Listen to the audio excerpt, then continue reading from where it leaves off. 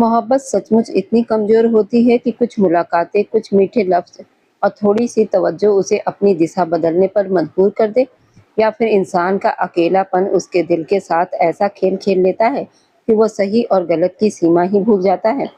मेनका की कहानी भी कुछ ऐसे ही थी, जिसे सुनकर हर कोई अपने-अपने तरीके से फैसला करता है। मगर सच क्या था, शायद वो खुद मेनका भी कभी पूरी तरह समझ नहीं पाई।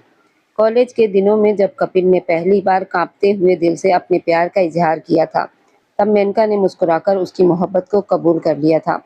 उस दिन से शुरू हुई प्रेम कहानी वक्त के साथ और गहरी होती चली गई। दोनों ने साथ जीने मरने के वादे किए, सपनों का घर बनाया, और जब शादी की बात घर तक पहुंची, तो कपिल के माता पिता ने भी उनकी खुशी को अपनी खुशी समझकर दोनों का विवाह कर दिया। शादी के बाद उनकी जिंदगी किसी खूबसूरत कहानी की तरह चल रही थी। कपिल अपनी पत्नी से बेइंतहा मोहब्बत करता था। मेनका की हर छोटी बड़ी आदत, उसकी लापरवाही, उसकी जिद, यहाँ तक कि उसकी गलतियां भी कपिल को प्यारी लगती थी। वह अक्सर कहा करता था, अगर उसकी जिंदगी में कोई सबसे खूबसूरत चीज है तो वो मेनका है। लेकिन जिंदगी हमेशा एक जैसी नहीं रहती। कपिल का कारोबार तेजी से बढ़ रहा था। काम के सिलसिले में उसे कई कई महीने तक घर से दूर रहना पड़ता था। वह फोन करता, वीडियो कॉल करता, महंगे तोहफे भेजता, मगर कभी कभी इंसान को चीजों की नहीं, किसी अपने की मौजूदगी की जरूरत होती है। मेनका बाहर से खुश दिखाई देती थी, लेकिन उसके भीतर एक खालीपन धीरे धीरे जन्म ले रहा था। उसी बीच एक सुबह जब वो अपने छोटे बेटे को प्ले स्कूल छोड़ने जा रही थी, उसकी मुलाकात सार्थक से हुई। वह एक साधारण सी मुलाकात थी, एक हल्की मुस्कान, एक नमस्ते, फिर हाल चाल पूछ लेने भर की बातचीत। मगर कई बार जिंदगी के सबसे बड़े तूफान बिल्कुल शांत हवाओं के साथ आते हैं। सार्थक भी शादीशुदा था, लेकिन उसकी अपनी शादी खुशहाल नहीं थी। उसकी पत्नी के साथ उसके रिश्तों में दरारें थीं, और वह उन दरारों को किसी से कह भी नहीं पाता था। धीरे धीरे दोनों की मुलाकातें बढ़ने लगी। पहले बच्चों की बातें हुई, फिर घर की, फिर जिंदगी की, और फिर उन मर्दों की जिन्हें दोनों ने कभी किसी और से नहीं कहा था। मेनका को लगने लगा कि सार्थक उसे समझता है, उसकी खामोशियों को सुन लेता है, उसके अकेलेपन को महसूस कर लेता है। वही सार्थक को लगने लगा कि मेनका वह सुकून है जिसकी उसे बरसों से तलाश थी। वक्त गुजरता गया, दोनों के बीच की दूरी खत्म होने लगी। अब वह सिर्फ मिलने वाले दो लोग नहीं थे, बल्कि एक दूसरे की आदत बन चुके थे। हर सुबह एक संदेश, हर रात एक लंबी बातचीत, और हर मुलाकात के पिछले मिलन से ज्यादा गहरी होती जा रही थी। मेनका शायद भूल गई थी कि जिस आदमी का इंतजार वह कभी घंटों किया करती थी, वह कपिल था। वो भूल गई थी जिसने उसके हर सपनों को अपना सपना बनाया था। वह कपिल था, मगर मोहब्बत और आकर्षण के बीच का फर्क अक्सर इंसान देर से समझ पाता है। सार्थक के साथ बिताए हुए पल उसे मोहब्बत लगने लगे थे, जबकि शायद वह सिर्फ उस खालीपन को भरने की कोशिश थी जो दूरी ने उसके भीतर पैदा कर दिया था। लेकिन हर राज की एक उम्र होती है, हर धोखे का एक दिन पर्दाफाश होता है। एक दिन कपिल को सब पता चल गया। वह दिन किसी तूफान से कम नहीं था। जिस आदमी ने अपनी पत्नी पर आंख बंद करके भरोसा किया था, उसकी दुनिया ही उसकी आंखों के सामने बिखर रही थी। कपिल के हाथ कांप रहे थे, आंखें नम थी, दिल में हजारों सवाल थे। क्या उसकी मोहब्बत कम पड़ गई थी? क्या उसकी वफादारी में कोई कमी थी? क्या महीनों तक परिवार के बेहतर भविष्य के लिए मेहनत करना उसकी सबसे बड़ी गलती बन गया था? उस रात घर की दीवारें खामोश थी, मगर उन खामोशियों में टूटे हुए भरोसों की चीखें गूंज रही थी। मेनका के पास जवाब थे, मगर शायद कोई ऐसा जवाब नहीं था जो कपिल के टूटे हुए दिलों को जोड़ सकता। सार्थक भी खामोश था, क्योंकि उसे एहसास हो चुका था, किसी और की दुनिया उजाड़कर अपनी दुनिया कभी आबाद नहीं की जा सकती। और यहीं से शुरू हुई उस कहानी की सबसे दर्दनाक सच्चाई। मोहब्बत सिर्फ साथ रहने का नाम नहीं होती, मोहब्बत भरोसे का नाम भी होती है। जब भरोसा टूटता है तो सिर्फ एक रिश्ता नहीं टूटता, बल्कि उससे जुड़े हुए सपने, यादें, वादे और पूरा जीवन बिखर जाता है। आज भी सवाल वही है, क्या मेनका सच में सार्थक से मोहब्बत करती थी, या वह सिर्फ अकेलेपन की कैद बन गई थी? क्या सार्थक का प्यार सच्चा था, या वह सिर्फ एक सहारा था? और सबसे बड़ा सवाल, क्या कोई इंसान उस व्यक्ति के साथ ऐसा विश्वासघात कर सकता है जिसने उसे अपनी पूरी दुनिया समझा हो? शायद इसका जवाब हर इंसान अपने अनुभव और अपनी सोच के अनुसार देगा, क्योंकि कुछ कहानियों में खलनायक कोई एक व्यक्ति नहीं होता, बल्कि हालात, कमजोरियां इंसान के दिल की भटकन मिलकर पूरी कहानी लिखते हैं। और कितनी देर है तुम्हें? हम पहले ही 1 घंटा लेट हो चुके हैं। कपिल वर्मा झुंझलाता हुआ कमरे में दाखिल हुआ तो वो उसे कहीं भी नजर नहीं आई थी। उसे महिलाओं की तैयारी से हमेशा ही चिढ़ होती थी, जो 5 मिनट का कहकर और 50 मिनट लगा देती थी।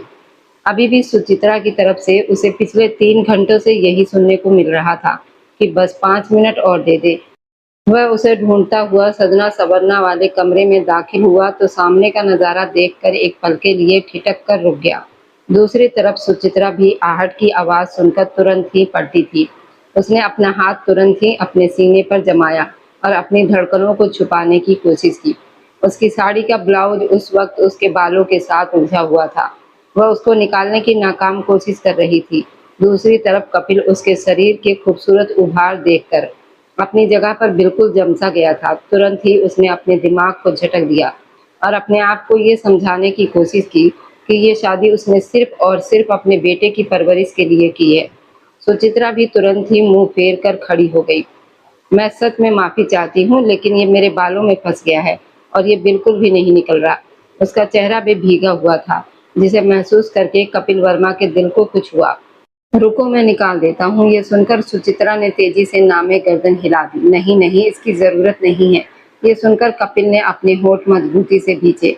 जो कुछ तुम मुझसे छुपाने की कोशिश कर रही हो वो मैं पहले ही देख चुका हूँ, इसलिए इस सब का कोई फायदा नहीं है। ये कहकर वह उसके पास जाकर खड़ा हो गया। सुचित्रा बड़ी मुश्किल से उसके कंधे तक आती थी। कपिल की सांसों की गर्माहट वह अपने माथे पर महसूस कर रही थी।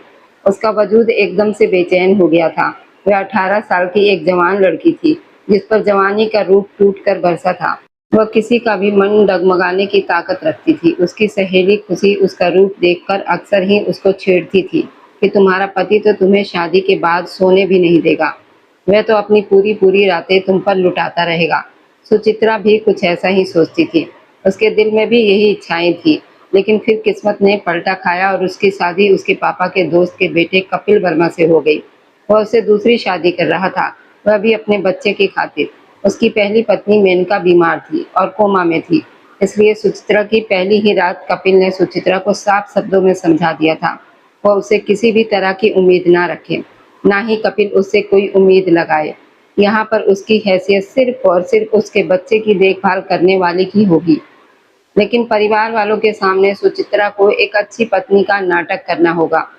सुचित्रा ने अभी तुरंत ही हाँ में गर्दन हिला दी थी। उसने कपिल वर्मा के बारे में अपने परिवार के लोगों से जो कुछ भी सुना था वह सब कुछ झूठ निकला था। कपिल वर्मा जितना सख्त नजर आता था, अंदर से उतना ही नरम था। अभी भी सुचित्रा अपनी धड़कनों को अपने हाथों से बाहर छलकने से बचा रही थी। उधर कपिल की नजरें बार बार भटक कर उसके बदन की बनावट पर जाकर अटक रही थी। उसका बस नहीं चल रहा था कि वह उनको अपने हाथों में थाम ले। बड़ी मुश्किल से उसने अपने अंदर उठती हुई भावनाओं पर काबू पाया और उसका ब्लाउज बालों से निकालकर उससे दूर होकर खड़ा हो गया था। सुचित्रा अभी तक अपनी जगह पर जमी हुई थी। उसके लिए कदम उठाना मुश्किल हो गया था। अब क्या मैं तुम्हें कपड़े भी पहनाऊंगा? यह सुनकर सुचित्रा का चेहरा शर्म के मारे लाल अंगार हो गया था। कपिल ने उसे बहुत ही दिलचस्पी से देखा था। कपिल की जो पहली पत्नी थी वो बिल्कुल भी शर्मीली नहीं थी, क्योंकि उसकी मेनका के साथ प्रेम विवाह हुआ था, इसलिए वो बहुत ज्यादा बेबाक थी। कपिल वर्मा को कभी भी उसे कुछ भी कहने की जरूरत नहीं पड़ी थी। वह अक्सर खुद ही पहल करती थी। जब दिल करता कपिल की गोद में चढ़कर बैठ जाती, उसे तुरंत ही बहका देती थी। लेकिन सुचित्रा उससे बिल्कुल उलट थी। वह तो जरा जरा सी बात पर लाल अंगार हो जाया करती थी। क्या आप यहाँ से जा सकते हैं? कपिल ने ये देखा तो आराम से अपने हाथ लपेटकर दीवार के साथ टेक लगाकर खड़ा हो गया। वह नासमझी से उसके चेहरे को देखने लगी थी। वो मैं आपसे कह रही थी कि आप यहाँ से चले जाइए। मैं आपको यहाँ पर रुकने के लिए नहीं बोल रही हूँ। सुचित्रा ने टूटे फूटे शब्दों में बड़ी मुश्किल से इतना ही कहा था कि कपिल तेज आवाज में बोला, ये मेरा घर है और मैं जहाँ पर चाहूँ रुकूं, तुम्हें क्या परेशानी है इससे? ये सुनकर सुचित्रा ने पूरी ताकत से नामे गर्दन हिला दी थी। नहीं नहीं, मुझे क्या परेशानी होगी कपिल साहब, मैं तो बस वैसे ही कह रही थी। उसने तुरंत ही कपिल की तरफ अपनी पीठ कर ली। उसके लंबे काले बाल उसकी कमर पर बिखरे हुए थे और कमर को छुपा रहे थे। कपिल का दिल फिर से ललचाने लगा था कि वह उसके काले बालों में अपना चेहरा छुपा ले और उसके शरीर की खुशबू को अपने अंदर उतार ले। अपने दिमाग को झटकते हुए वह लंबे-लंबे कदम भरता हुआ कमरे से बाहर निकल गया था। एक तो वह लड़की अभी 18 साल की थी। वह जानता था कि वह छोटी-सी लड़की उसका गुस्सा और उसका प्यार बर्दाश्त नहीं कर पाएगी, और वह ये भी जानता था कि अभी वो इसके लिए दिमागी तौर से तैयार नहीं होगी। और सबसे बड़ी ताकत कपिल के लिए अपनी इज्जत थी। वह खुद को उसकी नज़रों में गलत साबित नहीं करना चाहता था।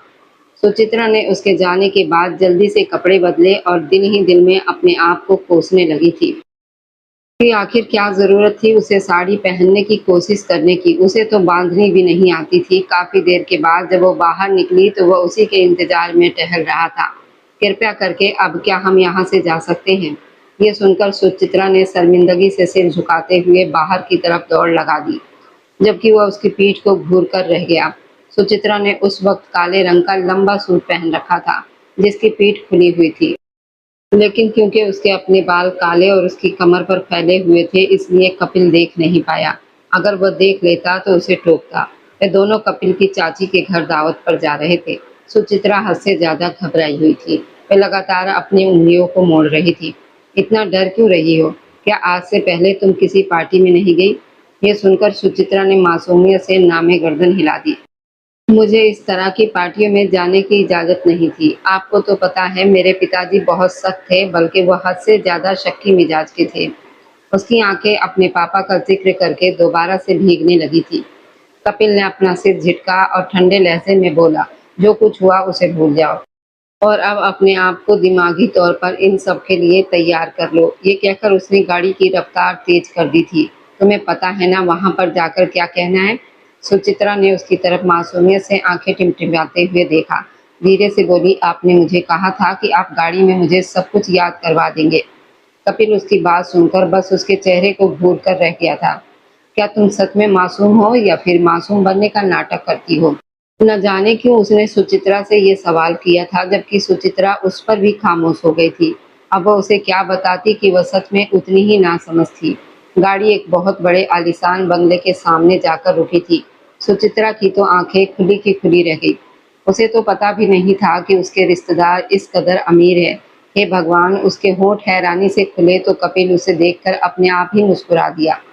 अंदर जाकर इस तरह की हरकतें मत करना, वरना सब लोग तुम्हारा मजाक उड़ाएंगे। मैं नहीं चाहता कोई तुम्हारे बारे में कुछ कहे। आखिरी बात उसने दिल ही दिल में सोची थी। सुचित्रा को न जाने क्यों अच्छा लगा था। वह लंबे लंबे कदम भरता हुआ अंदर की तरफ बढ़ने लगा तो वह पीछे से चिल्लाते हुए बोली, अरे मिस्टर कपिल, मुझे तो अपने साथ लेकर जाइए ना। वह फूली हुई सांसों के साथ बड़ी मुश्किल से उसके कदम से कदम मिलाकर चल रही थी। आप इतना तेज क्यों चल रहे हैं? ये सुनकर कपिल ने उसकी छोटी लंबाई को देखा और हल्के हुए मुस्कुराते लहजे में बोला, मैं तेज नहीं चल रहा हूँ मेरी जान, तुम्हारी टांगे बहुत छोटी है, तुम छोटे छोटे कदम उठा रही हो। यह सुनकर सुचित्रा बुरा सा मुंह बनाने लगी थी। मैं छोटी नहीं हूँ, आप ही कुछ ज्यादा लंबे हो गए हैं, वरना मेरी लंबाई तो बिल्कुल सही है। कपिल ने कोई बहस नहीं की थी। उसे लेकर कोठी के अंदरूनी हिस्से में दाखिल हो गया था, जहाँ पर एक बहुत बड़ी पार्टी का इंतजाम किया गया था। ये सिर्फ उन दोनों की दावत नहीं थी, बल्कि पूरे परिवार और खानदान को वहां बुलाया गया था। उसके चाचा रामदीन ने उसे देखा तो खुश होते हुए मुस्कुराकर उसकी तरफ बढ़े। अरे मेरे बच्चे, मेरे कपिल, कैसे हो तुम? उन्होंने उसे अपने गले से लगाया तो कपिल भी उसी जोश से उनको जवाब देने लगा था। सुचित्रा खामोशी से उसके बराबर में खड़ी खाली खाली नजरों से मिस्टर परमानंद साहब को देख रही थी, जो उसे एक पल के लिए तो पूरी तरह से भूल गए थे। फिर उन्होंने नाटक करते हुए उसकी तरफ मुंह फेरा और माफी मांगते हुए बोले, अरे माफ करना बच्चे, मेरा ध्यान तुम्हारी तरफ गया ही नहीं। कैसी हो तुम? उनका लहजा नापा तुला सा था। सुचित्रा समझी थी कि वह उसे इस लहजे में बस सिर्फ और सिर्फ उसके पापा की वजह से बात कर रहे थे। वह भी छोटा सा जवाब देकर बस मुस्कुरा गई थी। कपिल ने जब उसकी घबराहट को महसूस किया तो उसके कानों में झुकते हुए बोला, यहाँ पर आने से पहले मैंने तुम्हें क्या समझाया था? यह सुनकर सुचित्रा ने उसकी आंखों में झांका, जहाँ पर सवाल था। फिर मुस्कुराते हुए बोली, आपने मुझे समझाया था, मैंने किसी की बात को भी अपने दिल पर नहीं लेना है। अच्छी बच्ची। ये सुनकर कपिल ने उसके चेहरे को थपथपाया, आगे की तरफ बढ़ गया, जबकि वह उसकी चौड़ी पीठ को घूर कर रह गई थी। आप मुझे कभी छोड़ेंगे तो नहीं ना? जाने क्यों, किस एहसास के तहत सुचित्रा ने उससे ये सवाल किया था। कपिल के कदम पल भर के लिए थमे थे, लेकिन उसने अपने आप को तुरंत ही सामान्य कर दिया था। फिलहाल ये सारी बातें करने का समय नहीं है। आप बस मुझे मेरे सवाल का जवाब दे दें, ताकि मेरे दिल को तसल्ली हो जाए। आपने मुझसे कहा था कि आपने अपने बेटे के लिए मुझसे शादी की है। सुचित्रा, फिलहाल हम लोग पार्टी में मौजूद हैं और मुझे और भी मेहमानों से मिलना है, इसलिए ये सारी बातें छोड़ दो। कपिल का लहजा ना चाहते हुए भी कड़वा सा हो गया था। आंसुओं का गोला सुचित्रा के गले में अटक गया। एक तो वो पहले भी यहाँ के माहौल की वजह से हद से ज्यादा परेशान हो रही थी। उधर कपिल भी उससे गुस्से से बात कर रहा था और उसे तसल्ली देने की बजाय उसे डांट रहा था।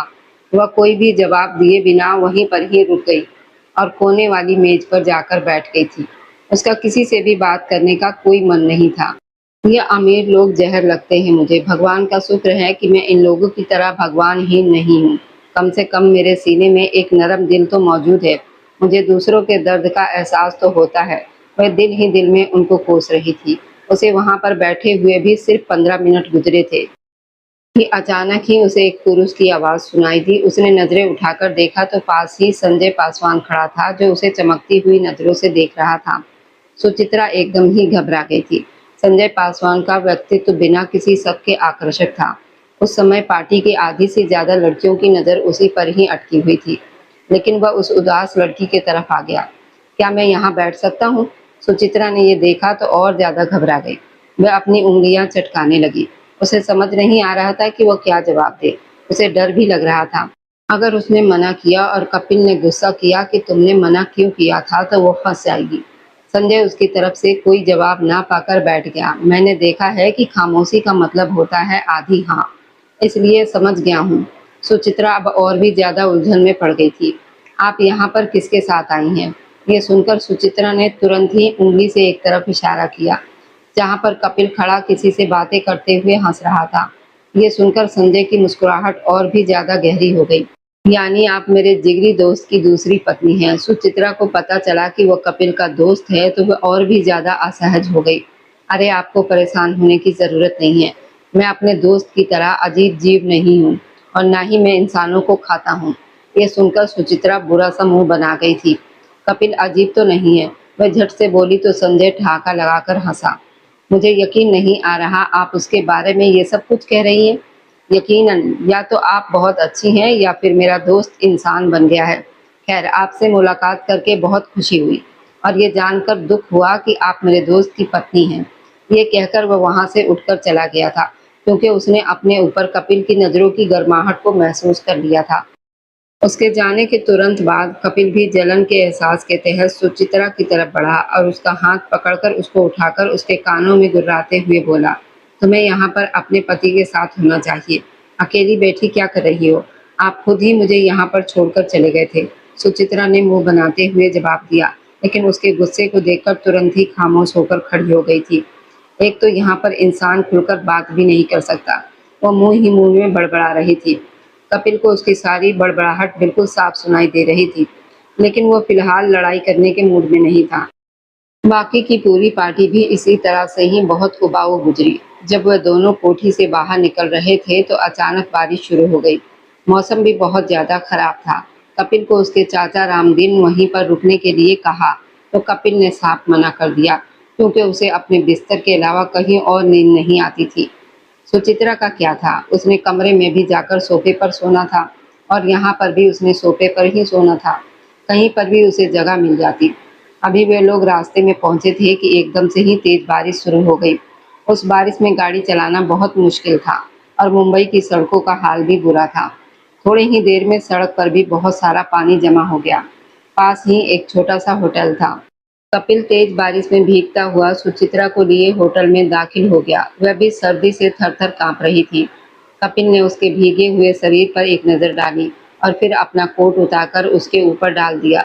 वह नहीं चाहता था कि बाकी लोग भी उसकी पत्नी को इस हालत में देखें। होटल बहुत छोटा सा था। उन्हें कमरा तो मिला था, लेकिन वहां पर एक बिस्तर के अलावा एक कुर्सी थी और कुछ भी नहीं था। अलमारी में भी 2 रात के छोटे कपड़े लटके हुए थे। सुचित्रा ने देखा तो उसकी आंखें फटी की फटी रह गई। हे भगवान, ये इन्होंने यहाँ पर किस तरह के कपड़े रखे हुए हैं? मुझे तो लग रहा है ये किसी विदेशी का होटल है। सुचित्रा ने उस छोटे कपड़े को उठाया तो उसकी हालत शर्म के मारे खराब हो गई थी। एक तो वह कपड़ा हद से ज्यादा छोटा था और दूसरा उसे पहनना ना पहनने के बराबर था। कपिल ने गाउन उसके हवाले किया जो अलमारी में ही रखा था और अपने बालों को खुजाते हुए कहा कि इसके ऊपर ही पहन लेना, बचाव हो जाएगा। तो सुचित्रा उसके चेहरे को देखकर रह गई। लेकिन इससे मेरी आधी टांगें नजर आएंगी। फिक्र मत करो, मैं कुछ भी नहीं करने वाला। मैं झुंझलाते हुए बिस्तर पर जाकर बैठ गया, जबकि सुचित्रा खाली खाली नजरों से स्नान घर को घूरने लगी थी। उसके कपड़े बहुत ज्यादा भीगे हुए थे और पूरी तरह से उसके शरीर के साथ चिपके हुए थे। उसे सर्दी का भी एहसास हो रहा था, इसलिए वह तुरंत ही स्नान घर में चली गई और वे रात वाले कपड़े पहनकर जब वो बाहर निकली तो कपिल की नजरें फिसलकर उसकी खुली टांगों पर जाकर रुक गई। गाउन बड़ी मुश्किल से उसके घुटनों तक आ रहा था। उसकी पतली गोरी टांगे कपिल के मन को डगमगाने पर मजबूर कर रही थी। एक तो मौसम भी हद से ज्यादा खराब था, दूसरा उसे किसी महिला के करीब गए हुए भी काफी समय बीत गया था, तीसरा वह लड़की उसकी शादीशुदा पत्नी थी और ये एहसास उसे बेचैन कर रहा था। सुचित्रा अपने गाउन को बार बार नीचे की तरफ करके अपनी टांगों को छुपाने की कोशिश कर रही थी। कपिल ने पायजामा पहनकर अपनी कमीज उतारकर सोफे पर फेंक दी थी। सुचित्रा ने जब ये देखा तो एक जोरदार चीख मारी। कपिल ने आगे बढ़कर तुरंत से उसके होठों पर अपना हाथ जमाया और उसकी आंखों में झांकते हुए गुस्से वाले लहजे में गुर्राते हुए बोला, पागलों की तरह क्यों चीख रही हो? सब लोग यहाँ जमा हो जाएंगे। यह हमारा घर का कमरा नहीं है जो आवाज बाहर नहीं जाएगी। आपकी आवाज अभी भी न जाने कितने पुरुषों तक पहुंची होगी। सुचित्रा को गहराई से अपनी गलती का एहसास हुआ। उसने बोलने की कोशिश की, लेकिन कपिल के हाथ के दबाव की वजह से उससे बोला नहीं गया। कपिल ने भी अपनी गलती महसूस करके तुरंत से अपना हाथ पीछे की तरफ हटाया तो सुचित्रा अपने आप को संभालते हुए बोली, आपने कमीज क्यों उतारी है? वह मैं आपको देखकर एकदम से डर गई थी। ये सुनकर कपिल की आंखों में शरारत नाचने लगी। मैं तो कभी तुम्हें इस हालत में देखकर नहीं डरा, हालांकि तुमने भी सुबह ब्लाउज उतारा हुआ था। मुझे तो वह सब कुछ देखकर खुशी हुई थी। कपिल ने यह कहकर उसके सीने के पास अपनी उंगली गोल घेरे की तरह घुमाई तो सुचित्रा के शरीर को छोटा सा झटका लगा था। वह तुरंत से उससे दूर होकर खड़ी हो गई थी, क्योंकि कपिल ने उसे ये भी समझाया था, अगर कभी मैं बहकने की कोशिश करूं तो मुझसे दूर हो जाना और मुझे अपने नजदीकी आने की इजाजत नहीं देना। सुचित्रा को वह सारी बातें याद थी। वह सुहाग रात उसकी जिंदगी की सबसे डरावनी रात थी, जिसको वो कभी भी भूल नहीं सकती थी। मुझे बहुत ज्यादा नींद आ रही है, मुझे लगता है कि अब हमें सो जाना चाहिए। ये सुनकर कपिल ने हाँ में गर्दन हिलाई और खुद जाकर बिस्तर के एक तरफ लेट गया था। सुचित्रा फिर से खड़ी उंगलियां चटका रही थी। उसने अपनी टांगों को आपस में समेटा हुआ था। अंदर उसने जो कुछ भी पहन रखा था वह हद से ज्यादा कसा हुआ था और उसे अभी से ही अपने सीने में चुभन और दर्द का एहसास होने लगा। लेकिन एक समस्या ये भी थी, वह उतार नहीं सकती थी, वरना तो सब कुछ ही साफ दिखाई देता। हे मेरे भगवान, ये मैं किस तरह की मुसीबत में फंस गई हूँ। उसने बेचैनी से अपने कपड़ों को मसला ताकि उसको ढीला कर सके। कपिल ने उसकी बेचैनी देखी तो गंभीरता से बोला, वो सब अगर तुम उतार भी देती तब भी मैं कुछ भी नहीं करूँगा। ये कहकर उसने कंधे उचका दिए थे। सुचित्रा को उससे इस कदर बेशर्मी की उम्मीद नहीं थी। आपके मशवरे का बहुत शुक्रिया। आप सो जाइए, मेरे लिए उतना ही काफ़ी है। तो क्या तुम्हारा सारी रात भजन कीर्तन करने का इरादा है या फिर कुर्सी पर बैठकर जागना चाहती हो? सुचित्रा के पहले ही कमर में तेज दर्द हो रहा था, इसलिए कुर्सी पर बैठने का तो उसका बिल्कुल भी कोई इरादा नहीं था। वह बिस्तर के दूसरे कोने में टिककर लेट गई थी। उसने चादर अपने सिर तक तानी हुई थी। थोड़ी ही देर गुजरी तो नींद की गहरी वादियों में चली गई और फिर नींद में ही झूलती हुई कपिल के ऊपर जाकर लेट गई। उसकी इस आदत के बारे में कपिल भी बहुत अच्छे तरीके से जानता था, क्योंकि अपने कमरे में भी रात को 3 से 4 बार धड़ाम की आवाज़ सुनकर कपिल की आंख खुलती थी। जब वो देखता तो सुचित्रा हमेशा की तरह फर्श पर गिरी होती थी। उसकी वजह से उसने सुचित्रा के लिए कमरे में बड़ा सोफा रखवाया था, जो कि बिस्तर के तरफ ही काम करता था कि मालकिन जमीन पर तो ना गिरे, लेकिन तब भी वह अपने गिरने का बंदोबस्त कर ही लेती थी। अभी वो पूरी तरह से उसके साथ चिपकी हुई थी। कपिल ने उसके सीने को अपने हाथ के साथ छूते हुए महसूस किया तो उसके शरीर में एक अजीब सी लहर उतरी थी। उसने सुचित्रा को खुद से दूर करना चाहा तो वह नींद में ही बड़बड़ाते हुए दोबारा से उसके साथ लिपट गई और धीमी आवाज में बोली, क्या कर रहे हैं मिस्टर कपिल? मुझे सोने दे, खुद से दूर ना करे कृपया। ये कहकर उसने कपिल के गले में अपने हाथ डाल दिए थे। अब वो उसके ऊपर आकर लेटी हुई थी। उसकी धड़कनें कपिल के सीने के साथ रगड़ खा रही थी, जिससे कपिल के अंदर की भावनाएं बहक रही थी। एक तो बेहद खूबसूरत महिला उसकी पहुंच में मौजूद थी, दूसरा वो अपने होश हवास में भी नहीं थी, और फिर वो अपनी प्यारी आवाज से उसको बुरी तरह से बहका रही थी। सुचित्रा, उधर जाकर लेटो। कपिल ने उसे उठाना चाहा तो उसने कपिल के गले में अपने हाथों को डाल दिए और सोते हुए बोली, मुझे आपके साथ ही सोना है, मुझे यहाँ बहुत मजा आ रहा है। ये कहकर उसने कपिल के सीने पर अपना हाथ फेरा। वह सच में उस वक्त नींद के नशे में डूबी हुई थी, वरना होश हवास में वो कभी भी इस तरह की बातें न करती। कपिल ने आगे बढ़कर कमरे की बत्ती जलाई तो मालकिन की हालत देखकर उसके लिए उसके ऊपर काबू पाना असंभव हो गया था। उसके सब्र का बांध टूट गया था। उसने अपने सारे नियमों को एक तरफ रखा और एक झटके से मालकिन को अपने नजदीक कर लिया, जिससे सुचित्रा की भी आंख खुल गई थी। उसकी लाल आंखें उस वक्त कपिल के चेहरे पर जमी हुई थी, जबकि कपिल के हाथ उसके शरीर पर तेजी से चल रहे थे। जिस तरह के उसके रात के कपड़े थे वे ना भी पहनती तब भी बराबर था। कपिल ने उसका गाउन उतारकर एक तरफ फेंका तो सुचित्रा भी होश की दुनिया में आ गई थी। वह पीछे की तरफ खिसकी, अपने सीने को अपने हाथों से छुपाकर टांगों को मोड़कर बैठ गई और उसकी तरफ बेचैनी से देखने लगी। ये आप क्या कर रहे हैं मिस्टर कपिल? उसे अपनी आवाज किसी गहरी खाई से आती हुई महसूस हुई थी। मैंने तो कुछ भी नहीं किया मिसेज कपिल, कुछ भी किया है आपने किया है। ये कहकर कपिल ने उसका हाथ उसके सीने से हटाना चाहा तो सुचित्रा की आंखें आंसुओं से भीग गई थी। आप कृपया ऐसा मत करें, आपने मुझे खुद ही कहा था कि मैं आपको अपने करीब आने की अनुमति ना दूं। कपिल ने ये देखा तो उसके कानों को निचले हिस्से को अपने दांतों से काटते हुए धीमी अंदाज में बोला, अब मैं ही तुम्हें कह रहा हूँ कि मुझे अपने करीब आने से मत रोको। ये कहकर कपिल ने उसके सीने को रात के कपड़ों के ऊपर से ही अपने हाथों में लेकर इतनी जोर से भींचा कि सुचित्रा के होठों से बेचैनी सी चीख निकलने लगी। कपिल उसकी सिसकियां सुनकर पागल हो रहा था और अपने होश खो रहा था, जबकि सुचित्रा के शरीर में एक ठंडी लहर दौड़ गई थी। वह उसके नजदीक आने वाला, उसको हाथ लगाने वाला पहला पुरुष था। उस स्पर्श ने उसके पूरे वजूद में आग लगा दी थी। कपिल कृपया, उसने कुछ कहना चाहा तो कपिल ने अगले ही पल उसके होठों को अपनी पहुंच में ले लिया। वह बेहद प्यार से उसके होठों को चूमने लगा था। उसके स्पर्श में इस कदर अपनापन था, सुचित्रा का सारा विरोध भी थम गया। वह कपिल के कंधे को बेचैनी से मोड़ रही थी और उसका हाथ भी कपिल के गर्दन पर चल रहा था। वह लगातार उसकी गर्दन पर अपने दोनों हाथ चला रही थी, जिससे कपिल की भावनाएं पहले से भी ज्यादा बहक रही थी। कपिल उसके ऊपर वाले होंठ को चूम रहा था, नीचे वाले होंठ को चूस रहा था। थोड़ी देर के बाद सुचित्रा उसका साथ देने लगी थी। वह भी कपिल के होंठों को चूमने लगी। वे दोनों एक दूसरे में खोते जा रहे थे। थोड़ी देर के बाद जब कपिल उससे अलग हुआ तो उसके चेहरे पर फैले हुए शर्म के रंगों को देखने लगा। मुझे नहीं लगता मैं अब और तुमसे दूर रह सकता हूँ। ये कहकर उसने अपना माथा सुचित्रा के माथे के साथ टिका दिया था। मगर मिस्टर कपिल, मेरी हैसियत।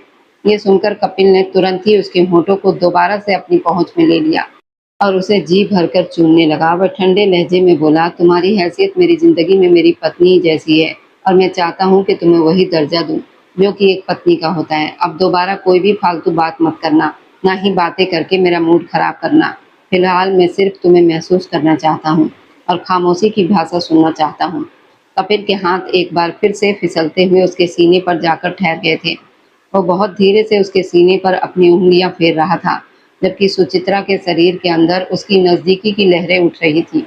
कपिल ने थोड़ी सी देर के बाद उसके रात के कपड़ों को उतारने की कोशिश की, लेकिन वह हद से ज्यादा तंग थे। अभी उसे एहसास हो रहा था सुचित्रा क्यों हद से ज्यादा बेचैन थी। अगले ही पल उसने जालीदार कपड़ों को फाड़ दिया था, जिससे सुचित्रा का सुंदर शरीर उसकी नजरों के सामने साफ हो गया था। उसने तुरंत ही अपने हाथों की मदद से फिर से अपने आप को संभालने की कोशिश की थी, लेकिन कपिल ने उसके दोनों हाथों को अपने एक हाथ में थामकर उसके सर के ऊपर बांध दिया था और उसकी कोशिश को नाकाम बना दिया था। वह उसके सामने मचल रही थी और किसी बिना पानी की मछली की तरह तड़प रही थी, जबकि कपिल उसके स्त्री वाले हिस्से को अपनी आंखों के रास्ते अपने दिल में उतार रहा था। तुम इस कदर खूबसूरत होगी ये मैंने कभी अपने सपनों में भी नहीं सोचा था, उसने धीमी आवाज में कहा। आप इस कदर बेशर्म होंगे ये मैंने भी कभी नहीं सोचा था, सुचित्रा ने तुरंत जवाब दिया। तो वो पहले से भी ज़्यादा खिलकर मुस्कुरा दिया। यानी अब तो तुम्हारी जुबान भी चलने लगी है। मुझे खुशी हो रही है, ये कहकर कपिल ने तुरंत ही उसको उल्टा लिटाया और उसकी कमर से उसके घने बालों को अपने हाथों में समेट लिया और उन्हें पीछे की तरफ हटाकर उसकी खुली कमर को चूमने लगा था। सुचित्रा की सिसकियां तकिए के अंदर ही दम तोड़ रही थी। कपिल की नज़दीकी उसे बुरी तरह से पागल कर रही थी। वह तो सोच भी नहीं सकती थी, ये वक्त अपने अंदर भावनाओं का इतना बड़ा और गहरा तूफान रखकर बैठा हुआ है। मुझे आपसे बहुत ज़्यादा डर लग रहा है। थोड़ी देर के बाद उसकी कांपती हुई आवाज़ कमरे में गूंजी तो कपिल तुरंत ही रुक गया था। मुझे भी अपने आप से बहुत ज़्यादा डर लग रहा है, ये कहकर कपिल ने उसके बालों में अपना चेहरा छुपा लिया। मुझे डर लग रहा है कि अगर मैं आज तुम्हारे वजूद में उतर गया तो मैं कभी भी बाहर नहीं निकल पाऊंगा। अगर आज मैंने तुम्हारे ऊपर अपने नाम की छाप छोड़ दी तो तुमसे अलग होना मेरे लिए असंभव हो जाएगा। सुचित्रा ने ये देखा तो उठकर बैठ गई और उसकी गोद में चढ़ गई थी। क्या मुझसे अलग होना बहुत जरूरी है? वह उससे भीगी हुई आंखों से सवाल कर रही थी। कपिल ने ना में गर्दन हिला दी। तुम्हें किसने कहा? क्या आप भी मेरे पापा की वजह से मुझसे बहुत नफरत करते हैं? कपिल ने ये सुनकर अपना माथा उसके माथे के साथ जोड़ा। अगर मैं तुमसे नफरत करता होता तो मैं तुमसे कभी भी शादी ना करता। लेकिन मिस्टर कपिल, आपने खुद ही कहा था कि शादी आपने अपने बेटे के लिए। कपिल ने उसके होंठों पर उंगली रख दी थी। कुछ बातों को राज रहने दिया करो, ज्यादा बेहतर रहता है। और फिलहाल तुम मुझे इस तरह की बातें करके मेरा ध्यान नहीं भटका सकती हो। ये कहकर कपिल ने उसकी गर्दन पर अपने होंठ रख दिए थे। सुचित्रा का सिर खुद ब खुद ही पीछे की तरफ होता चला गया और उसके बाद कपिल के प्यार में भी पहले से ज्यादा बढ़ोतरी हो गई थी। अब वो उसकी गर्दन पर अपने प्यार के निशान छोड़ रहा था। उसके बाद वह उसके कंधे को चूमते हुए सुचित्रा के हाथ लगातार उसके बालों में चल रहा था।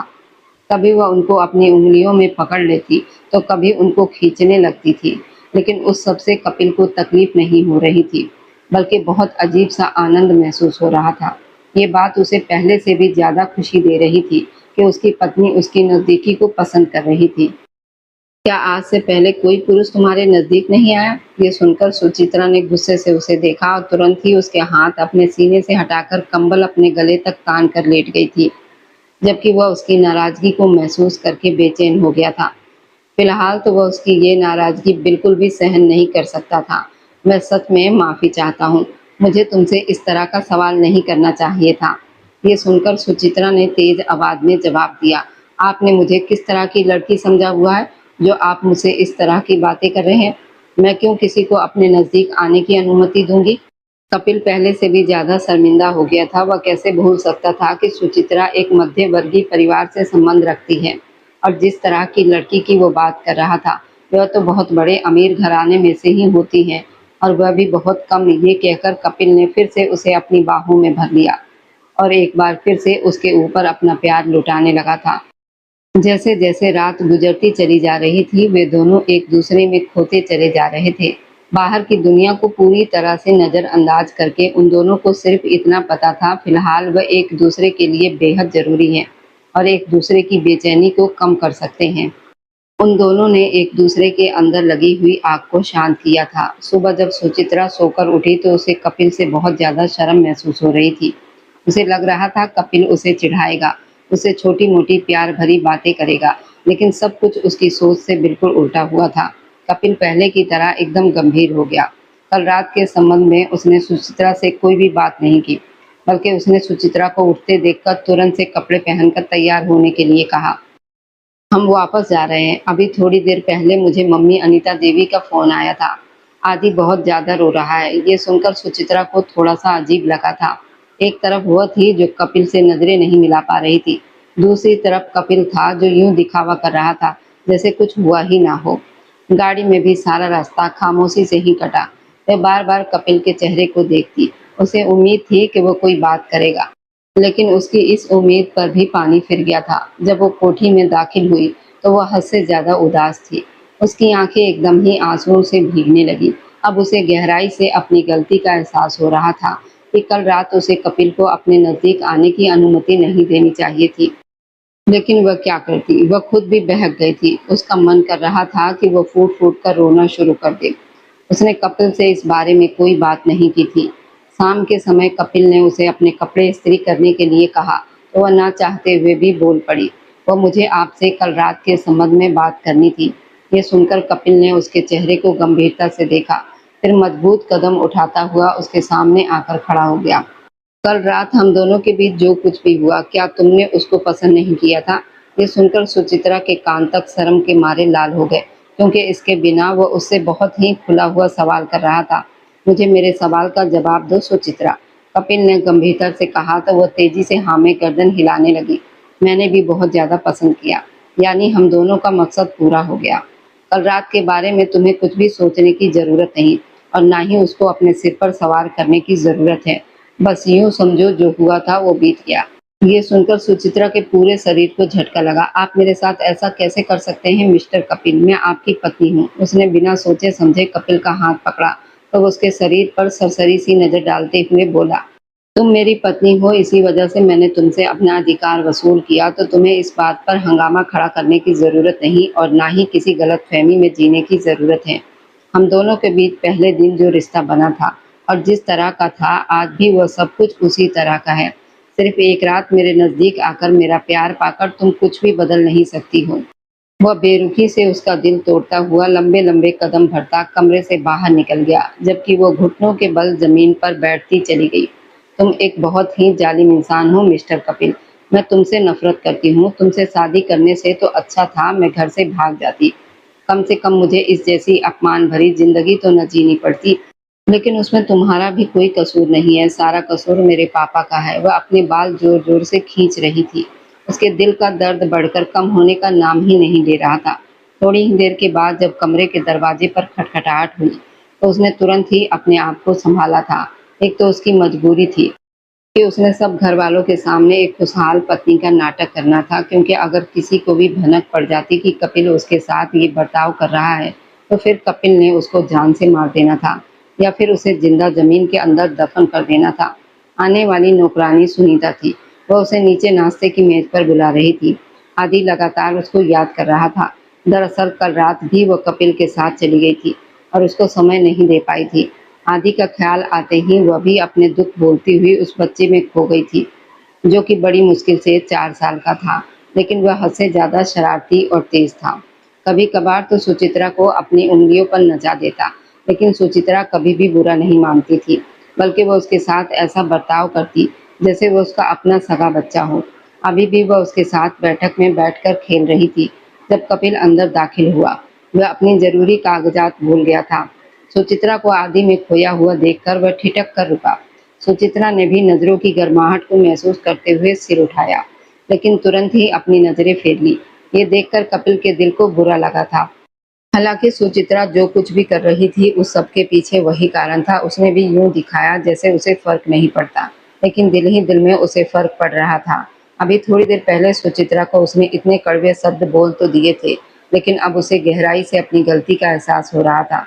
वह खुद को यह समझाने की नाकाम कोशिश कर रहा था कि उसे सुचित्रा से प्रेम नहीं, बल्कि हकीकत तो ये थी वह उस लड़की के पीछे पागल हो गया था। जिस दिन से उसकी सुचित्रा के साथ शादी हुई थी उस दिन से ही वो लड़की उसे अच्छी लगने लगी थी। न जाने सुचित्रा में आकर्षण था या फिर शादी की ताकत। वह बड़ी मुश्किल से अपने आप को उस महिला के करीब जाने से रोकता था। फिर कल रात उसने अपनी सारी कोशिशों को इस्तेमाल करने के बावजूद भी अपने आप को उसके हवाले कर दिया था। अपने कागजात लेकर वह वहां से निकल गया था। सुचित्रा ने उसको रोका भी नहीं था और ना ही वह उसको विदा करने के लिए दरवाजे तक आई थी। हालांकि वो पहले ऐसा करती थी और उस पर भगवान का मंत्र भी फूंकती थी। कपिल को ये सब कुछ बहुत अच्छा भी लगता था, क्योंकि आज से पहले कभी भी उसके लिए ये सब कुछ किसी ने नहीं किया था। उसकी पहली पत्नी के होते हुए भी जब वो दफ्तर जाता था तो वह सो रही होती थी। कभी कभार तो नाश्ता भी उसे खुद ही बनाना पड़ता था, क्योंकि उसकी मम्मी अनीता देवी की भी अपनी ही व्यवस्थाएं थी। बचपन से ही उसने अपने काम खुद करना सीखे थे, मगर सुचित्रा के आने के बाद उसकी सुख सुविधा बढ़ गई थी। उसके सारे काम वह खुद अपने हाथों से करती थी, क्योंकि वह जानती थी कि कपिल को नौकरानी के हाथों का काम पसंद नहीं है। उसके खाने से लेकर उसके जूते कपड़े इस्त्री करना सब कुछ वो अपनी जिम्मेदारी समझती थी। लेकिन उस दिन के बाद से उसने कपिल के काम करने भी छोड़ दिए थे, जिसकी वजह से कपिल हद से ज्यादा चिढ़ जाता। अब अगर वह उससे बात करने की कोशिश करता तो वो यूं दिखाती जैसे उसका कपिल के साथ कोई संबंध भी नहीं है। रात को उस समय कमरे में आती थी जब कपिल सो चुका होता और पूरा पूरा दिन उसकी नज़रों के सामने से गायब रहती। अब तो उसकी इजाज़त के बगैर आदि को बाहर घुमाने के लिए भी ले जाती थी। उस पर कपिल ने उसे 2-3 बार डांटा भी था, लेकिन मालकिन की हिम्मत तो देखिए। वह तुरंत से दादी के पास शिकायत लगाने के लिए चली गई। फिर क्या था, राधा देवी ने कपिल को इस कदर बातें सुनाई कि उसे अपने कानों से धुआं निकलता हुआ महसूस हुआ था। लेकिन सबसे ज्यादा हैरानी तो उसे सुचित्रा पर हो रही थी, जिसके हुक्म के खिलाफ जाते हुए अब वो दादी जी को उसकी शिकायतें लगा रही थी। एक रात कपिल सोया नहीं था, बल्कि कमरे में ही लेटा उसका इंतजार कर रहा था। जैसे ही वो अंदर दाखिल हुई, कपिल ने तुरंत से कमरे का दरवाजा अंदर से बंद किया और उसकी तरफ देखने लगा। मेरी बात सुनो, मुझे तुमसे कुछ कहना है। सुचित्रा ने एहसान करने वाले अंदाज में एक नज़र उस पर डाली और फिर अपनी उबासी रोकते हुए सरसरी से अंदाज में बोली, जल्दी से बात करें, मुझे बहुत ज़्यादा नींद आ रही है। मैं थकी हुई हूँ। कपिल का ये सुनकर दिमाग पल भर में घूम गया था। उसने सुचित्रा का हाथ पकड़कर उसे जोर से दीवार के साथ सटा दिया और उसकी आंखों में झांकते हुए गुस्सा भरे लहजे में सवाल करने लगा, ये तुम मुझसे किस लहजे में बात कर रही हो? पति हूँ मैं तुम्हारा। ओ मिस्टर कपिल, मुझे तो पता ही नहीं था कि आप मेरे पति हैं। क्षमा करना, मैं भूल गई थी। अच्छा हुआ कि आपने मुझे याद दिला दिया। आज के बाद मैं आपसे बिल्कुल वैसे ही बात करूंगी जैसे पत्नियां अपने पत्नियों से करती हैं। वह एक एक शब्द को चबाते हुए बोल रही थी। कपिल को मालूम हो गया था कि वह हद से ज्यादा गुस्से में है। यानी तुम्हारा गुस्सा अभी तक कम नहीं हुआ? ये कहकर कपिल ने उसकी गर्दन पर मौजूद तिल के निशान पर अपनी उंगली रखी तो सुचित्रा के शरीर को फिर से झटका लगा। मिस्टर कपिल, मुझे आप पर गुस्सा नहीं है और ना ही मुझे गुस्सा करने की कोई वजह नजर आ रही है, इसलिए कृपया मुझसे दूर हो जाइए। लेकिन मेरी जान, मुझे तो गुस्से का कारण मालूम है। शायद तुम उस दिन की बातों की वजह से मुझसे नाराज हो गई हो। आप मुझे छोड़िए, वरना मैं चीखना चिल्लाना शुरू कर दूंगी। सुचित्रा ने देखा कि वह उसे छोड़ने के लिए तैयार नहीं था, बल्कि मनमानियों पर उतर आया था, इसलिए वह भी उसे धमकी देने लगी थी। कपिल तो उसकी इस हिम्मत पर हैरान रह गया था। वाह, तुम तो मेरी सोच से भी ज्यादा खुद को ताकतवर समझने लगी हो। खैर, तुम चीखना चिल्लाना शुरू करो। मैं भी फिर देखना चाहता हूँ कि जब पूरा परिवार यहाँ पर जमा होगा तो तुम उन लोगों को क्या कहोगी कि तुम्हारा पति तुम्हारे नजदीक आने की कोशिश कर रहा है, वह तुम्हारे साथ प्यार करने की कोशिश कर रहा है। ये कहकर कपिल ने दोबारा से उसके दोनों सीने को अपने हाथों में भर लिया और उनको हल्का हल्का दबाने लगा। सुचित्रा ने फिर से उसे दूर हटाने की कोशिश की तो कपिल ने उसे जोर से दीवार के साथ लगा दिया। या फिर मेरी जान, तुम उन्हें ये कहोगी कि तुम्हारा पति तुमसे अपना अधिकार वसूल कर रहा था? मुझे भी तो बताओ। ये कहकर कपिल ने फिर से उसके सीने को बेदर्दी से खींच दिया था। आप एक बहुत ही बदतमीज इंसान हैं।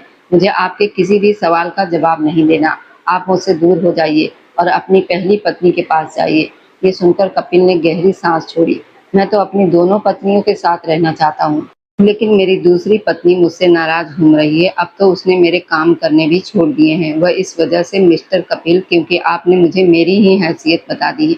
आपने मुझे समझा दिया कि मेरी हैसियत आपकी ज़िंदगी में सिर्फ़ और सिर्फ़ आपके बच्चे की देखभाल करने वाली की है, या फिर मैं एक मन बहलाने का साधन हूँ। जब आपका दिल चाहेगा मुझे इस्तेमाल करेंगे और जब दिल चाहेगा मुझे फेंक देंगे।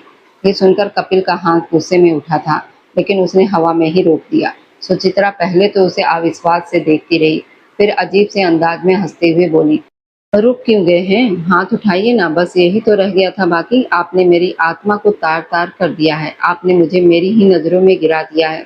आप सोच भी नहीं सकते कि वह सब कुछ मेरे लिए कितना नया था और सब कुछ मेरे लिए कितना। बाकी के शब्द वो बोल ही नहीं पाई थी और अपना चेहरा दोनों हाथों में छुपाकर फूट फूट कर रोने लगी थी। कपिल को भी गहराई से अपनी गलती का एहसास हो चुका था। उसने सुचित्रा के कंधे को थामने की कोशिश की तो सुचित्रा ने फिर से उसके हाथों को झटक दिया। मजबूरन उसको सुचित्रा के साथ जबरदस्ती करके उसका हाथ पकड़कर अपनी गोद में बिठाना पड़ा था। मैं जानता हूँ और मैं बहुत ज्यादा शर्मिंदा हूँ। तुम मुझे जो भी सजा देना चाहो मैं स्वीकार करने के लिए तैयार हूँ, लेकिन मैं तुमसे वादा करता हूँ कि मैं वह सब कुछ दोबारा होने नहीं दूंगा। मैं नहीं जानता सुबह अचानक मुझे क्या हो गया था। मैं पागल था। मैं उस चीज से दूर भाग रहा था। मैं डर रहा था कहीं मुझे तुमसे प्रेम ना हो जाए, और डरते डरते सच में मुझे तुमसे प्रेम हो गया है। तुम सोच भी नहीं सकती कि तुम मेरे लिए कितनी प्यारी हो। उसने सुचित्रा को गले से लगाने की कोशिश की तो सुचित्रा ने उसकी दोनों बाहें जोर से झटक दी। आपको मुझसे कभी भी प्रेम नहीं हो सकता मिस्टर कपिल, क्योंकि मैं एक गरीब पिता की बेटी हूँ, जिसने मेरा आपके साथ सौदा कर दिया। और आपको हमेशा से ये बात याद रहे कि आपने मुझे पैसों के बदले खरीदा है, और जिस किसी चीज़ की हम पैसे देते हैं, उसकी कीमत हमारी नज़रों में गिर जाती है, और अब वो चीज़ चाहे इस्तेमाल की हो या फिर कोई इंसान। बस बहुत हो गया सुचित्रा, इसके बाद एक शब्द भी अपने मुंह से निकाला ना। अब अगर तुमने भी कुछ फालतू कहा तो मैं तुम्हें जान से मार दूंगा। तुम कोई इस्तेमाल की वस्तु नहीं हो, तुम मेरी पत्नी हो, कपिल वर्मा की स्त्री हो, और हमारी शादी जिन भी हालात में हुई है और जो कुछ भी हुआ वह सब बीते कल का हिस्सा था। मेरे लिए आज इन सब बातों का कोई महत्व नहीं है। मेरी जिंदगी में अब जो मेनका का स्थान है वही स्थान तुम्हारा है, और जहाँ तक तुम्हारे साथ जबरदस्ती करने का सवाल है तो तुमसे वादा करता हूँ, मैं उस समय तक तुम्हारे नज़दीक नहीं आऊँगा जब तक तुम मुझे अनुमति नहीं देती, जब तक तुम दिल से मुझे माफ़ नहीं कर देती। लेकिन ये मत समझना कि तब तक मैं तुमसे दूर रहूँगा, तंग तो मैं तुम्हें करता रहूँगा। ये कहकर कपिल ने प्यार से उसके माथे को चूमा था, फिर उसे खड़ा करते हुए तैयार होने का इशारा करने लगा। चलो तुम्हें कुल्फी खिलाने के लिए लेकर चलता हूँ। ये सुनकर सुचित्रा ने तुरंत से नामे गर्दन हिला दी। मुझे आपके इस उपकार की ज़रूरत नहीं है। मैं तुम पर कोई उपकार नहीं कर रहा हूँ, मैं तुमको अपना साथ देने की बात कर रहा हूँ, क्योंकि मेरा कुल्फी खाने का बहुत मन कर रहा है और मैं अकेला नहीं जाना चाहता, इसलिए तुम्हें मजबूरी में अपने साथ लेकर जा रहा हूँ। सुचित्रा ने ये देखा तो गुस्से से अपना पैर कपिल के पैर पर मारा। वह दर्द से छटपटाने का नाटक करते हुए उछल पड़ा। सुचित्रा को गहराई से अपनी गलती का एहसास हुआ था। उसके कंधे को थामते हुए उसे माफ़ी मांगने लगी। मैं सच में माफ़ी चाहती हूँ, मुझे आपको तकलीफ देने का कोई इरादा नहीं था। कपिल ने रुककर अपनी बाईं आंख दबाई। मैं बाहर खड़ा तुम्हारा इंतजार कर रहा हूँ। और जहाँ तक दर्द का सवाल है तो तुमने सुना होगा कि पुरुष को दर्द नहीं होता, ये सिर्फ स्त्री को होता है। वह उसके बदन के निचले हिस्से को हाथ लगाकर तुरंत से बाहर की तरफ चल दिया। सुचित्रा के पूरे वजूद में फिर से बेचैनी दौड़ गई थी। मिस्टर कपिल, आप सच में एक बहुत ही बेशरम और बदतमीज इंसान हैं। वह दिल ही दिल में उसको कोसने लगी और फिर एक बड़ी सी शॉल लेकर बाहर आ गई थी। वह पिछले काफी दिनों से एक चीज नोट कर रही थी कि कपिल अब अपनी पत्नी से मिलने के लिए अस्पताल नहीं जाता। हालांकि पहले वह लगातार जाया करता था। वह उससे इस बारे में भी पूछना चाहती थी और ये भी जानना चाहती थी कि जब मेनका को होश आ जाएगा तब उसकी कपिल की जिंदगी में क्या हैसियत होगी। क्या वे दोनों पत्नियां कपिल के साथ ही रहेंगी या फिर उनको अलग अलग रखेगा, या फिर आदि वो कहाँ पर जाएगा। ये बहुत सारे सवाल थे जो सुचित्रा के दिमाग में बहुत तेजी से चल रहे थे। उसे वह रात भी बहुत अच्छे तरीके से याद थी जब उसके पापा को अपना कर्ज चुकाना था और उन्हें एक मोटी रकम की ज़रूरत थी, जबकि कपिल को अपने बेटे का ख्याल रखने के लिए एक महिला की ज़रूरत थी। उसकी माँ ने उसके सामने सुचित्रा का नाम रखा तो कपिल सुचित्रा को देखकर ठिठक गया। वह कभी भी किसी महिला से शादी नहीं करने वाला था, लेकिन सुचित्रा से वह शादी कर बैठा था, और कारण सुचित्रा की मासूमियत और उसका हद से ज्यादा रूप था, जिसने कपिल को बहकने पर मजबूर कर दिया था। उसने सुचित्रा के पापा को एक मोटी रकम दी थी, जिसे उन्होंने अपना खर्च चुकाया था। जब बाद में सुचित्रा को ये बात मालूम हुई तो उसके दिल को बहुत ज्यादा तकलीफ पहुंची थी, लेकिन अब वो सारी तकलीफें खत्म हो चुकी थी। वे दोनों कुल्फी की दुकान के बाहर खड़े थे, कुर्सियों पर बैठे कुल्फी मजे से खा रहे थे। सुचित्रा खामोशी से खा रही थी, जबकि कपिल उसके चेहरे को निहारे जा रहा था।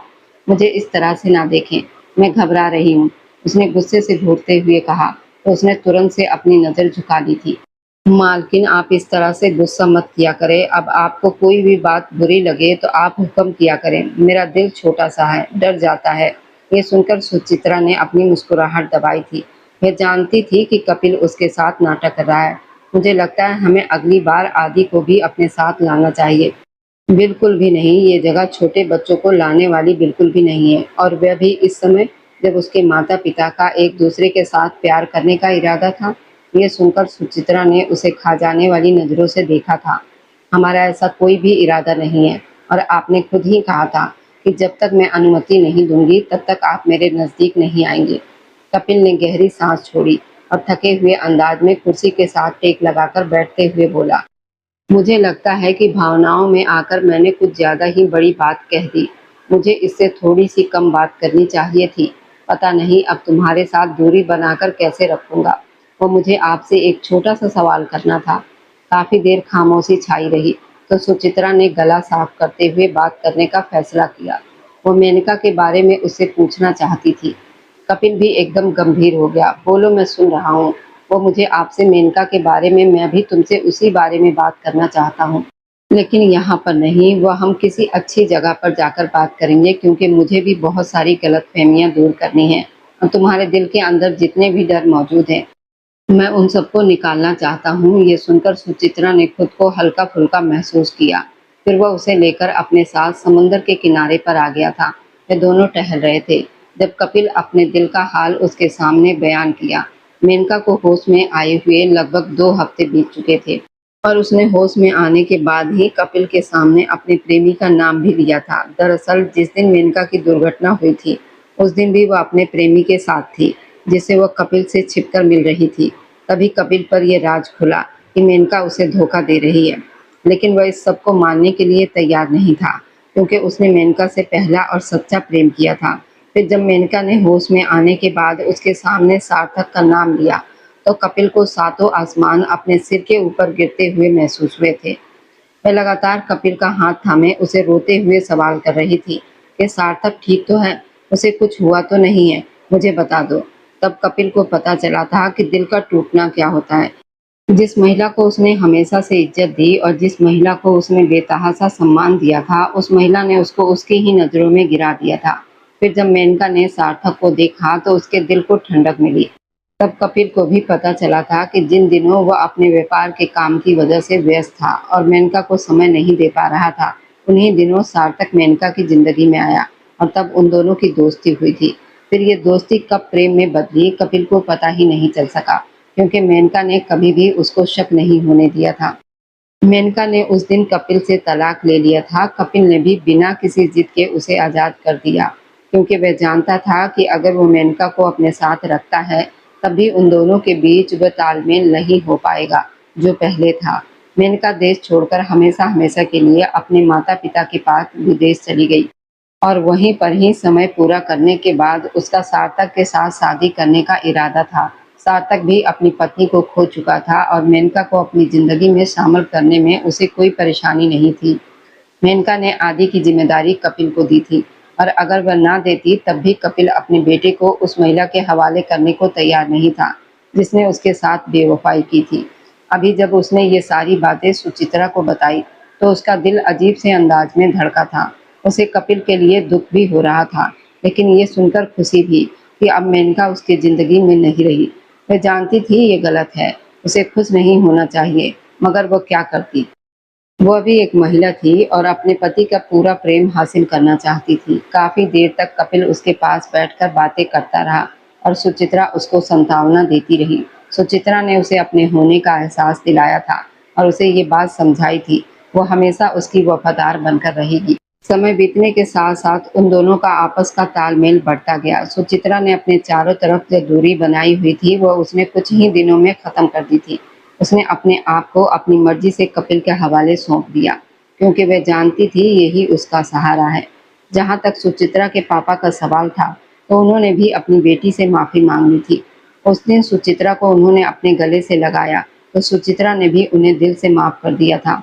वह आदि को अपने सगे बेटे की तरह मानती थी और कपिल का भी हद से ज़्यादा ख्याल रखती थी। जब वो गर्भवती हुई तो कपिल के दिल में उसके लिए प्रेम और ज़्यादा बढ़ गया। उसको पता था इस महिला के साथ उसकी ज़िंदगी बहुत सुकून और प्रेम से गुजरेगी।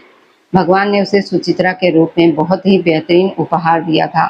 कहानी कैसी लगी कमेंट सेक्शन में अपनी कीमती राय जरूर दीजिएगा। और अब जाते जाते बस दिल से एक छोटी सी गुजारिश है, आप जहाँ कहीं से भी मेरी वीडियो को देख रहे हैं, कमेंट में अपने शहर और राज्य का नाम जरूर लिखिए। आपके कमेंट मेरे लिए किसी अनमोल तोहफे से कम नहीं होते और जो लोग अपना कीमती समय देकर मेरी कहानियों को देखते हैं, लाइक और शेयर करते हैं, उन सबका मैं दिल से धन्यवाद करती हूँ। अगर आज की कहानी ने आपके दिल को छुआ हो तो वीडियो को लाइक करें, अपने दोस्तों तक जरूर पहुँचाएं और हमारे इस छोटे से परिवार का हिस्सा बनने के लिए चैनल को सब्सक्राइब करना बिल्कुल ना भूलें, क्योंकि आपका हर सब्सक्राइब मेरे लिए आपका प्यार और भरोसा है। फिर मिलेंगे एक नई भावनाओं से भरी कहानी के साथ। तब तक खुश रहिए, स्वस्थ रहिए, मुस्कुराते रहिए।